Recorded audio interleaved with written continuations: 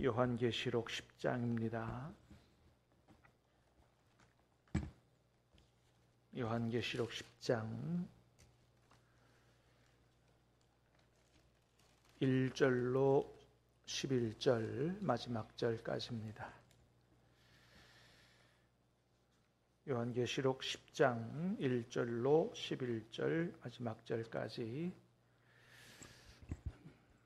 말씀을 교독해서 받들어 읽겠습니다. 내가 또 보니 힘센 다른 천사가 구름을 입고 하늘에서 내려오는데 그 머리 위에 무지개가 있고 그 얼굴은 해 같고 그 발은 불기둥 같으며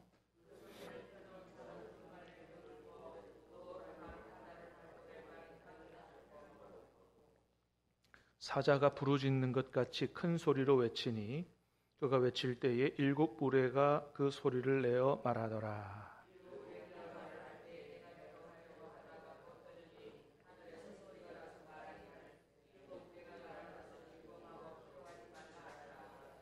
내가 본 바 바다와 땅을 밟고 서 있는 천사가 하늘을 향하여 오른손을 들고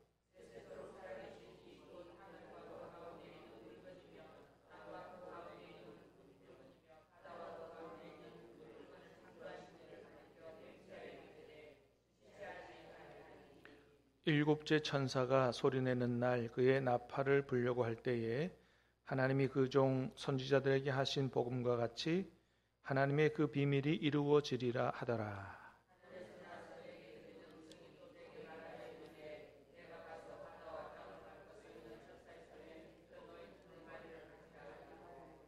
내가 천사에게 나아가 작은 두루마리를 달라 한즉 천사가 이르되 갖다 먹어버리라.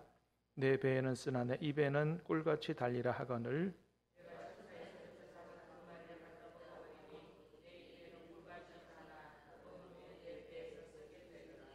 같이 읽습니다. 그가 내게 말하기를 내가 많은 백성과 나라와 방언과 임금에게 다시 예언하여야 하리라 하더라. 아멘. 자, 오늘 말씀하고 내일 11장 말씀은 앞에서 이제 두 가지 심판 시리즈가 나왔죠. 첫 번째는 7인 심판 시리즈, 두 번째는 이제 어제 9장까지 이제 나팔 심판 시리즈가 나왔습니다. 이 두 심판 시리즈는 어린 양이 행하시는 이 땅의 심판인데, 그런데 전체적으로 다 행하는 심판이 아니고 7인 심판 시리즈에는 4분의 1, 그 다음에 나팔 심판 시리즈는 조금 더 강화돼서 3분의 1 이렇게 해서 부분적으로 최종 심판이 아직 오지 않았습니다. 그래서 두 가지 심판 시리즈가 쏟아졌는데, 근데 이제 여러분 어제 있는 말씀에 본 것처럼 뭐냐 하면 이 재앙에도 절대로 회개하지 않는 사람들이 있더라. 그 본문에 대한, 그 말씀에 대한, 그러면 이 사람들을 어떻게 할 거냐, 하나님은 이 사람들을 어떻게 하실 거냐에 대한 대답이에요. 오늘 본문, 내일 말씀이. 자, 어제 보셨지만 다시 한번 보겠습니다. 9장 20절 21절 두 절 말씀을 보겠습니다. 시작. 이 재앙에 죽지 않고 나는 사람들은 손으로 행한 일을 회개하지 아니하고 오히려 여러 귀신과 또는 보거나 듣거나 다니거나 하지 못하는 금, 은, 동, 목석의 우상에게 절하고 또 그 살인과 복술과 음행과 도둑질을 회개하지 아니하더라. 아멘. 여러분, 우리가 좀 대충 봤습니다만은 인심판 시리즈의 7가지, 또 나팔 심판 시리즈 7가지, 이 정도면 좀 회개해야 되지 않겠어요? 이 정도면 이렇게 고난을 당하고 많은 사람들이 죽어나가고 하는데, 그런데도 이 재앙에 죽지 않고 남은 사람들이 회개하지 않더라는 거예요. 자기가 손으로 죄를 지은 거 회개하지 않더라. 또 귀신, 또 우상에게 절한 거 회개하지 않더라. 살인하고 복술, 점 보는 거고, 음행, 도둑질, 이 정도에 하나님이 좀 심판을 하면 회개해야 되는데 회개하지 않더라는 거예요. 자, 그러면 이 사람들을 어떻게 해야 되겠는가? 이 정도에서 회개 안 하면 그냥 곧바로 마지막 심판이 콱 쏟아져 가지고 이제 천국 보낼 사람 천국 보내고 지옥 보낼 사람 지옥 보내고 그렇게 해도 누가 뭐라 그러겠어요. 그런데 자, 오늘 본문과 내일 본문이 말씀해 주시는 건 뭐냐 하면 그렇지 않다. 이런 사람들에게조차 하나님은 한 번에 더 기회를 주시기를 원하신다. 한 번에 더 기회를. 그래서 그 기회가 어떤 기회냐 하면 마지막 환난 가운데 있는 교회가 그저 핍박으로부터 보호하기만을 기도하지 말고 하나님이 가져다 주는, 천사를 통해 가져다 준 하나님의 말씀을 다시 먹고 가서 다시 말씀을 전하고 복음을 전하는 마지막까지의 복음 전하는, 말씀 전하는 사명을 잘 감당해야 된다라고 하는 것을 오늘과 내일 말씀을 통해서 보여주고 있는 것입니다.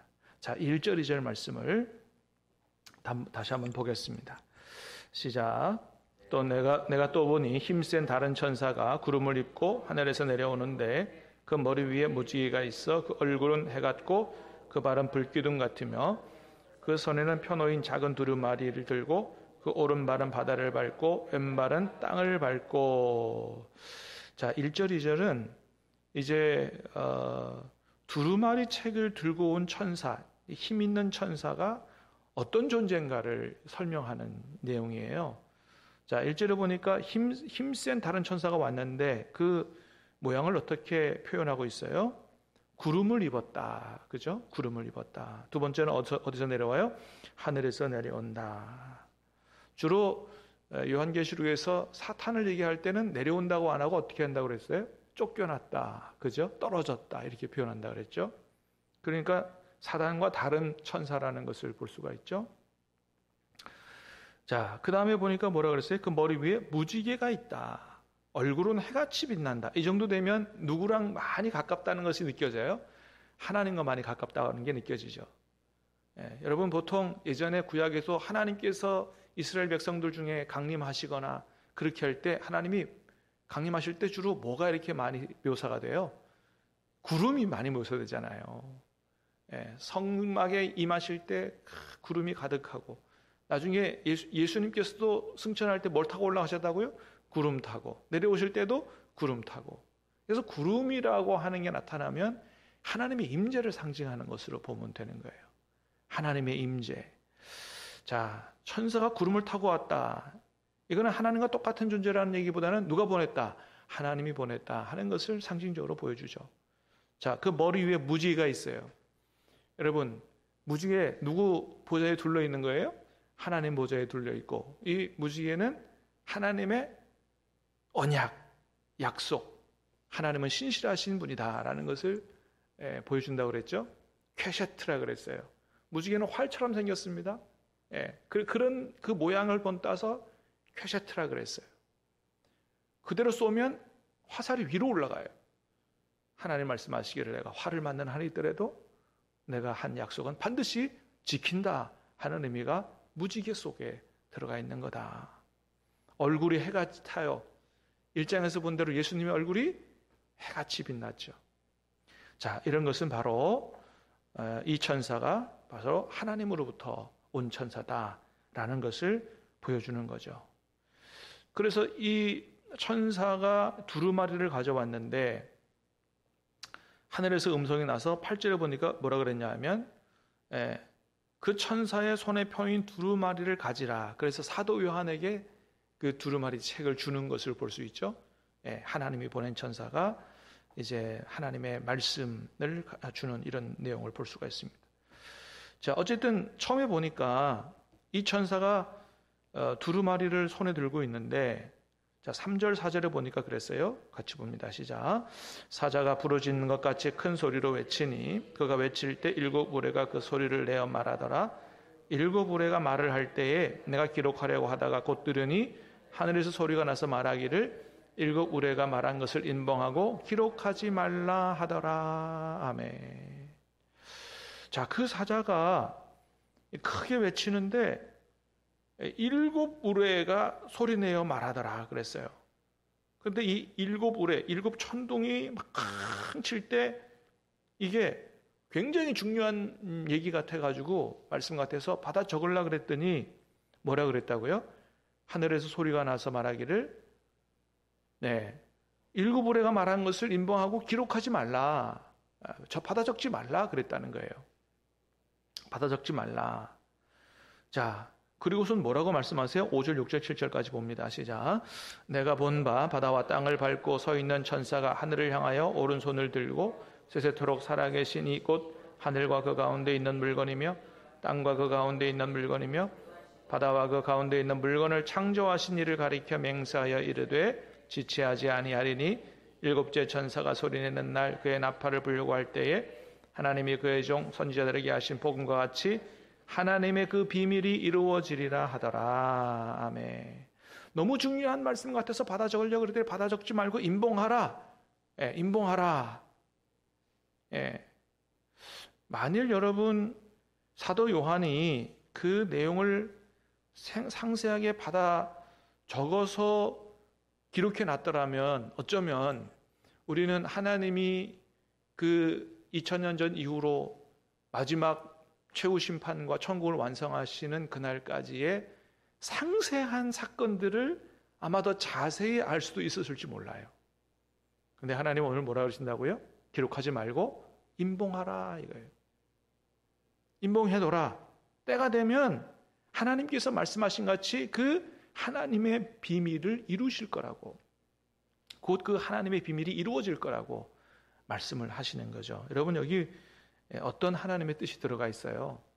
하나님의 뜻은, 하나님의 마음은 우리에게 앞으로 어떤 일이 일어날 것인지에 대한 상세한 시간표를 다 알려주는 게 목적이 아니라는 것을 알 수가 있습니다. 그럴 것 같았으면 요한계시록에 자세히 이거 10배, 100배라도 더 자세히 써놨겠죠. 근데 그렇지 않다는 거예요. 다 기록하지 말라는 거예요. 네가 알아듣고 적을 수 있어도 그 인봉하라고 하는 겁니다. 그래서 하나님의 뜻은 우리가 어떻게 하나님을 섬기고 살기를 원하시는 거냐 하면 처음부터 끝까지 다 알고 그리고 나서 아멘 하고 하나님의 인도를 따라 사는 걸 원하는 게 아니라 다 모르더라도 누구를 믿고 신실하신 하나님, 선하신 하나님, 나를 그토록 사랑하시는 하나님께서 우리를 책임지시고 보호하시고 전국에는 믿음을 지킨 하나님이 우리에게 신실하신 것처럼 우리도 하나님 앞에 신실하게 믿음을 지켜 사는 우리를 하나님이 최후 심판에서 건져내어 영생에 데려갈 것이라고 하는 그 믿음을 가지고 이 눈에 아무 증거 안 해배워도 아브라함처럼 갈 바를 알지 못했지만은 그러나 그 작은 믿음이라도 실천하면서 그렇게 믿음으로 살기를 원하신다라고 하는 겁니다. 그래서 사실은 요한계시록은요, 하나님께서 우리에게 요 정도는 알아야 된다라고 한 것의 최소한을 알려준 거지 무슨 미래의 시간표 전체를 다 알려준 게 아니다라고 하는 것입니다. 그래서 우리가 이런 말씀들을 통해서 하나님이 어떤 분인가를 또 앞으로 미래 역사가 어떻게 펼쳐질 건가를 큰 그림에서 알게 되고 그것으로 믿고 믿음으로 서기에 충분하다. 여러분, 4장에서 사도 요한을 통해서 하나님이 뭘 보여주셨어요? 하늘 위에는 누가 보좌 위에 앉아 계신다? 하나님이 보좌 위에 앉아서 온 세상을 통치하신다. 로마 황제, 이 세상에서 가장 강력한 황제, 그냥 거기만 굴복하면 북이 영화를 누리고 모든 걸 다, 그게 다가 아니라는 겁니다. 여러분, 하나님께서 온 세상을 통치하고 계시는 줄로 믿습니다. 그러므로 앞으로 역사가 하나님 말씀하신 대로 이루어지게 될 줄로 믿습니다. 5장에서도 어린 양 예수님을 보여주고 6장에서도 그 어린 양 예수가 인을 떼면서 이 땅에 모든 심판이 시작된다라는 것을 말씀해 주시고 보여주셨던 것처럼 여러분, 하나님께서 결국 믿음을 지킨 성도들을 구원하고 약속하신 대로 완성된 천국으로 데리고 가실 줄로 믿습니다. 이 하나님, 이 예수님이 성령님을 신실하게 믿고 믿음으로 살아가는 저와 여러분 될 수 있기를 주님의 이름으로 축복합니다. 다 몰라도 그렇잖아요. 여러분, 우리가 우리 인생의 앞날도 다 하나님이 안 보여주시는데 어떻게 역사에 그 종말의 시간표까지 모든 사건들을 다 보여주시겠어요? 그렇지 않다라고 하는 거죠. 그래서 오늘 말씀을 통해서 하나님 말씀하시는 건 뭐냐 하면 너희들이 미래에 어떤 일이 일어날 것인가를 자세히 알려고 하기보다 오늘을 어떻게 살아라? 하나님께서 너희에게 원하신 바가 뭔지를 깨달아 알고 그것은 마지막 최후 심판이 오기 전까지 마지막까지 악하고 회개하지 않는 사람들이 있다 할지라도 마지막까지 그들에게 하나님의 말씀을 먹고 가서 복음을 전하는 말씀을 전하는 이 사명을 마지막까지 잘 감당해 달라는 것이 하나님의 뜻인 것을 오늘 말씀과 내일 말씀을 통해서 잘 볼 수가 있습니다. 자, 여러분 11절 말씀을 다시 보겠습니다. 시작. 그가 내게 말하기를 내가 많은 백성과 나라와 방언과 임금에게 다시 예언하여야 하리라. 그렇습니다. 책을 갖다 먹고 그리고 많은 백성, 나라, 방언, 임금에게 다시 예언하여야 하리라. 앞에 그렇게까지 주님께서 심판을 행하시고 재앙도 부으시고 그랬는데 그래도 회개하지 않는 사람들 그냥 다 지옥에 썰어 듣는 게 하나님 뜻이 아니다. 마지막으로 한 번 더 말씀을 전하고 여기서 예언하여야 하리라. 예언은 단순히 앞에 일어날 일이 아니라고 그랬어요. 성경적 예언은 뭐라고요? 그거는 미리 예자가 아니고 뭐예요? 맡길 예자, 예금 예탁, 하나님의 말씀을 맡은 사람들이 하나님의 뜻을 전하는 거지. 그러다 보니 미래에 예수님 안 믿으면 거부하면 결국은 심판을 받게 되고 이렇게 된다는 거지. 점쟁이처럼 예언을 하는 것이 아니다. 하나님의 말씀을 전하는 것이다. 복음을 전하는 것이다. 라고 하는 것입니다. 이렇게 하나님은 끝까지 한 사람이라도 더 구원하기를 원하시는 마음을 가지고 계시고 결국 이 복음까지 받아들이지 아니하면 이렇게 너그러우신 하나님이 나중에 최후 심판 때는 어떤 하나님으로 나타나느냐 하면 정말로 두려운 어떻게 보면 무자비한 하나님으로 나타납니다. 그때는 기회가 없다는 거예요. 아무리 문을 두드리고 천국 문을 열어달라 그래도 그 다음에는 기회가 없다. 그러므로 고린도후서에도 뭐라 그래요? 보라, 오늘이 은혜 받을 지금이 은혜 받을 때요. 오늘이 지금이 구원의 날이로다 라는 겁니다.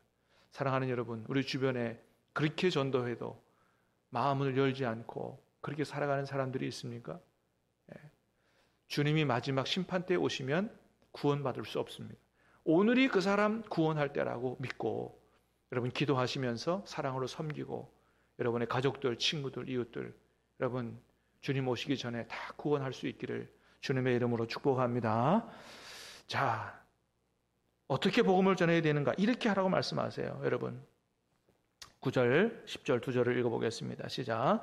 내가 천사에게 나아가 작은 두루마리를 달라 한즉 천사가 이르되 갖다 먹어버리라. 내 배에는 쓰나 내 입에는 꿀같이 달리라 하거늘 내가 천사의 손에서 작은 두루마리를 갖다 먹어버리니 내 입에는 꿀같이 다나 먹은 후에 내 배에서는 쓰게 되리라. 자, 천사에게 나가서 작은 두루마리를 달라 그랬더니 천사가 갖다 뭐라 그래요? 갖다 먹어버리라 그랬어요. 여러분 우리가 하나님의 말씀을 제대로 전하려면 어떻게 해야 되냐면 하나님의 말씀을 갖다가 먹어버려야 돼요. 여러분 하나님께서 주신 성경을 많이 읽고 듣고 배우고 하셔서 여기에 담긴 하나님이 어떤 분인지 하나님의 진리가 무엇인지를 특별히 복음의 진리를 꿰뚫어 알 수 있기를 주님의 이름으로 축복합니다. 먹어버리라는 거예요. 먹어버리라. 단순히 듣는 것으로 끝나지 말고 소화시켜서 먹어서 내 몸에 피와 살이 되게 하라는 겁니다. 그렇게 해서 이 말씀이 내 안에 완전히 들어와 있을 때 내가 사는 것뿐만 아니고 누가 앞에 와서 탁 찌르기만 해도 환경만 딱 조성이 되기만 해도 하나님의 말씀이 그냥 쏟아져 나갈 수 있도록. 여러분 비록 돌에 맞아 순교했지만 스데반 집사님이 그랬잖아요. 스데반 집사님이. 여러분 사도행전 7장 읽어보세요. 사도 스데반 집사님이 복음을 전하는데 목숨을 걸고 복음을 전하는데 처음서부터 끝까지 아주 그냥 그 구약 성경 전체를 완전히 요약을 해가지고 핵심만 전하는 걸 볼 수 있어요. 목사님 아닙니다. 안수 집사님이었습니다. 야, 초대교회 안수 집사님들 수준이 그래요. 그러니 어때요? 그러니 초대교회가 하나님이 귀하게 쓰는 거예요. 예? 성령과 지혜가 충만하고 믿음이 충만하고 말씀이 충만한 이런 안수 집사님들이 있었다는 거죠. 자, 우리 교회 모든 성도님들도 다 그렇게 될 수 있기를 주님의 이름으로 축복합니다. 말씀을 먹었더니 어떻다 그랬어요? 배에는 쓰다. 그러나 입에는 꿀같이 달리라. 하나님의 말씀의 특징입니다. 하나님의 말씀에는 맛이 있다는 겁니다. 이 안에 많은 책망의 말씀이 있어서 때로는 어때요? 말씀을 들을 때 대단히 쓴 것처럼 느껴지지만 그러나 그 말씀이라도 잘 받을 때 또 그 외에도 하나님 말씀은 꿀송이보다 더 단 그 맛이 있어서 너무나 오묘한 참 세상에 무슨 책과도 비교할 수 없는 이런 아주 탁월한 맛이 있다. 저와 여러분들이 말씀을 깊이 묵상하고 말씀을 완전히 갖다 먹어버려서 이 말씀이 우리의 살이 되고 피가 되고 이 사람을 살리는 맛이 있는 이 말씀을 잘 전함으로 우리를 통해 주님께로 나오는 모든 사람들이 구원받고 우리가 누리는 복을 누릴 수 있게 되기를 다시 한번 주님의 이름으로 축복합니다. 기도하겠습니다. 하나님